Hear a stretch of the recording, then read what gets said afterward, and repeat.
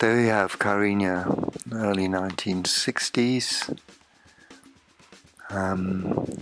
Virtually empty harbour, a few boats moored, but nothing along the quayside. Customs house and Manglise's yacht, and now the old open harbour mouth. Here we've got an RAF jazz band that was playing down on the beach to an appreciative crowd of locals.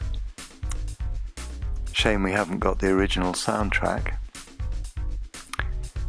And here we have one of the Dell children coming to the slab on the east side of the castle. There's Isabel Dell and Dingle diving in, followed by Isabel and our Labrador. And we would swim out to these rocks you can see in the background. And here is young Chris, who's appeared having skinned his knee on a rock. Looked rather painful. And that rock, I think it was an old Roman harbour wall, a bit worse for the wear. It's a bit difficult to believe that it was a natural reef. And the water between the rocks and the camera there is quite sheltered, so it made a lovely swimming area. There's Isabel Dell sunning herself, and our dog with one of her puppies, Susan, about to throw a stick into the water. Nice frilly bathing costume. And here we're back in Famagusta. You can see from the registration of the boat, F413. We have Chris there with the blonde hair, Derek towel around his neck, back to the camera. And this is obviously the speedboat of some Greek Cypriot friends. And they're giving the family a speedboat ride and water skiing. This, I think, is Ray, probably, coming back to the beach. Now we've got Michael, I think, heading off behind the boat. This is probably the very first tries at water skiing. Releasing it out there and just coasting to a stop before sinking. And now Daphne and Susan. Looks like Daphne's about to set off. Yes, very nice. And off she goes. Our sporting mum. Now this is something that was quite innovative at the time. It was a disc that you could spin on while you were going along and have a bit more fun than on a pair of skis. And here we have a group of young, Susan, Derek, Michael there in the long shorts. And this is also at the slab, just on the east side of the castle. Oh, quite a numerous young group. And this is the famous Barbara Tyrrell Martin, who had one of the flats in the harbour. Was a real character, doing a little bit for the cinema. Daphne in the water. Babs Tyrrell Martin was a good friend of Daphne's, also quite a lot older than her. And that's a very familiar face, but I can't put a name to it. That's her husband.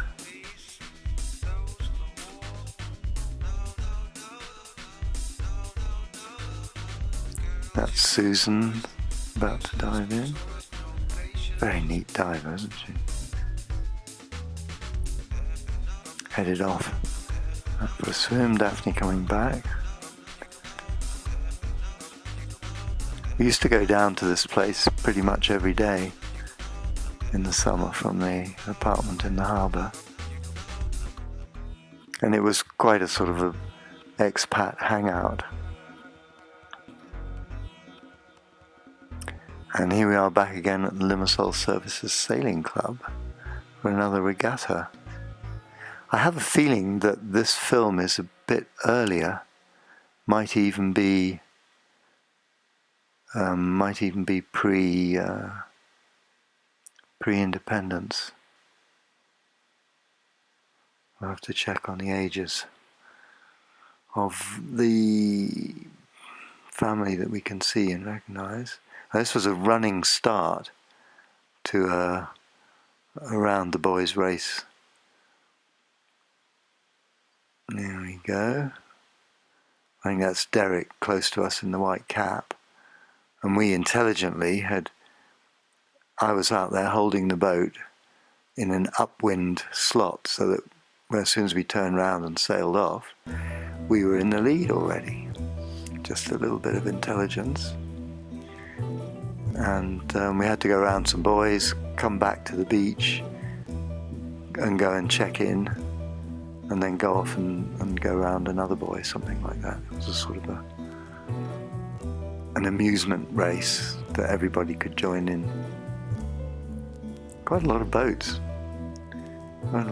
So they would have come from all over the island, from the different military yacht clubs. There's Michael arriving back, not running as he should be to get his ticket, but with renewed energy, going off down. Now he knows the camera's there, and jumping into the boat with Derek, and headed off on the next task. Again, you can see there's a fair bit of wind, but it's totally calm because it's offshore, so you'd have to tack back upwind to get into the beach. And now we have Chris and a friend on a horse ride, and we've switched to the Kyrenia Garrison Yacht Club, which is another of the sovereign base areas which still exist and are controlled as sovereign territory from Great Britain. And they were part of the independence agreement, was that the British Army could keep these sovereign bases as their own territory and rule them and police them. So here's Susan and one of her bows. Yes, we've definitely gone back in time here to perhaps 1959, something like that maybe, or 61, 62. And here we are camped out.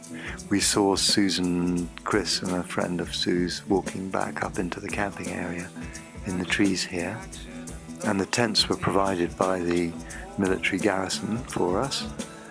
And we turned up with our boats, and the camping gear was all set out for us by the military, and as well as showers and running water. A very delightful place to stay at the regatta. Now we've got Lula again with and perhaps another litter of puppies. There were a number. And this is on the balcony, I think, of the downtown flat. Yes, and Chris is much younger there. He's about 7 or 8, so this will be 58, 57, 58, before independence. It was a delightful flat, that. Quite. Had a big garden out the back of it, and nice and quiet. We used to sleep on the balcony overnight under the stars, and it was a 5-minute walk down to the harbour and the sailing boats. And that's Gigi and Chris, one of his best friends from the junior school, playing on the balcony there.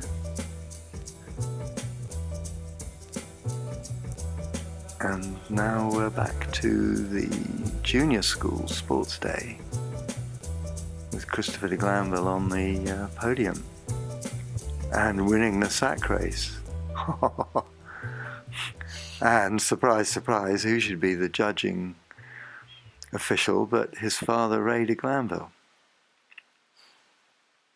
There's some good expat friends. Very familiar, can't put a name on them though. There's Daphne and Ray, looking very smart there. Now this is the tennis club that Ray and Daphne organised the funding for and got built in the moat around the old city, the old walled city of Nicosia. And the courts were made of clay, and Daphne was one of the star players. And here she is, probably in the final of the women's, playing somebody, and I think that was Chris I saw as a ball boy.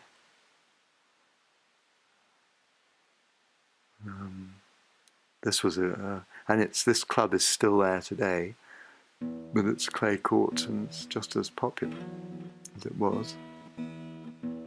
Now we're on the road up to the pass at Saint Hilarion,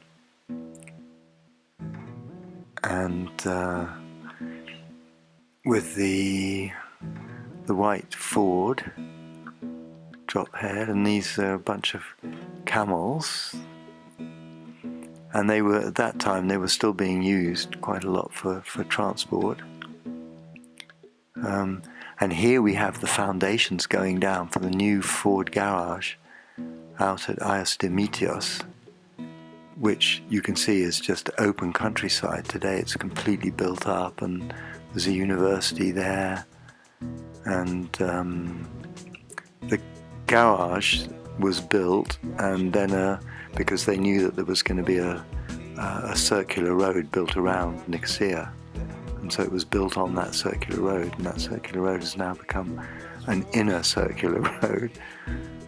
Here we are up in the Troodos Mountains with somebody riding on their donkey going to work probably, and here's the family in the white Zephyr 6 touring around Stavros, arriving at Stavros Guest House in the Troodos Mountains, where we would stay the night. This is a colonial design forestry department guest house.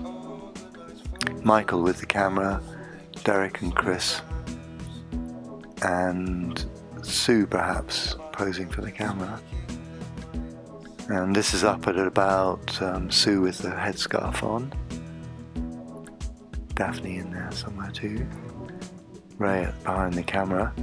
This is up at about probably 1300 meters in the summer in the pine forests. And then now we're in Kiko Monastery, which is an iconic monastery, Greek Orthodox monastery up in the Troodos Mountains, and was the hideout of the Aoka terrorists who were waging the independence war against the British colonial government.